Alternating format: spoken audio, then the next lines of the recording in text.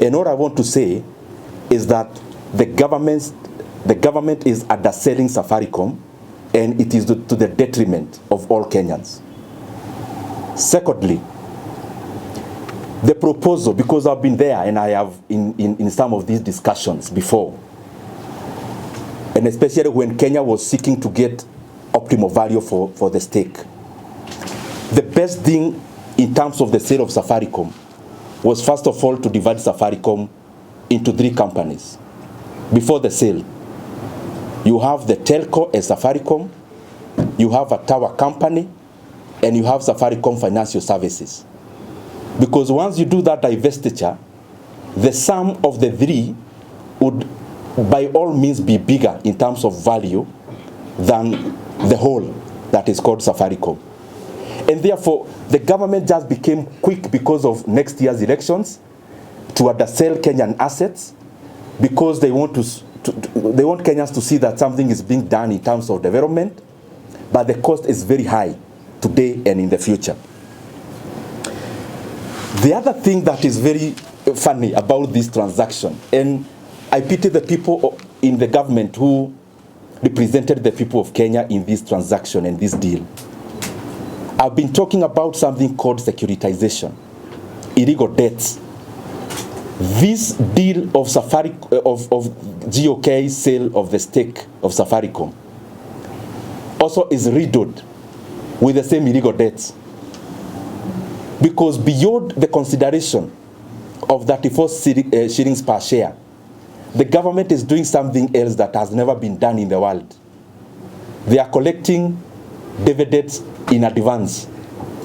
Basically, they are telling the sellers, the buyers, yes, pay us for our stake, but instead of negotiating a better price and value for Kenyans, they have already mortgaged the dividend that the National Treasury would have gotten in the next many years. 40 billion shillings out of the consideration is actually dividends collected in advance. In other words, securitizing dividends. It is important for Kenyans to know these things. And also, for Kenyans to know that the people we are sending to negotiate for us as Kenyans are either putting their self-interest first and therefore undercutting what we should get as value as Kenyans, or they are just plainly incompetent.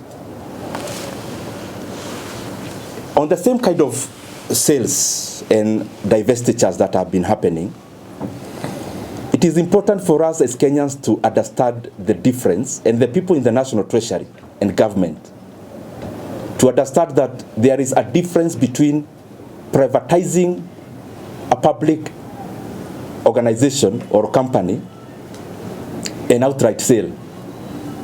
Privatizing is when you give up even control for efficiency to percolate in the company. But the kind of thing you are seeing in Safaricom is not a privatization. It cannot pass as such. This is an outright sale, because already Safaricom was already a private company. It's not a parastatal. And therefore it is just purely for revenue raising that it is happening. The problem is, even as revenue raising, Kenyans are not getting value for their money, and Kenyans are not getting the appropriate price and valuation for Safaricom, for GOK stake in Safaricom PLC. I also want to challenge all of us, and my brothers and sisters here from the media. I want to request you, because whatever happens in Kenya now will affect all of us. It is important we zoom into all the transactions that are happening.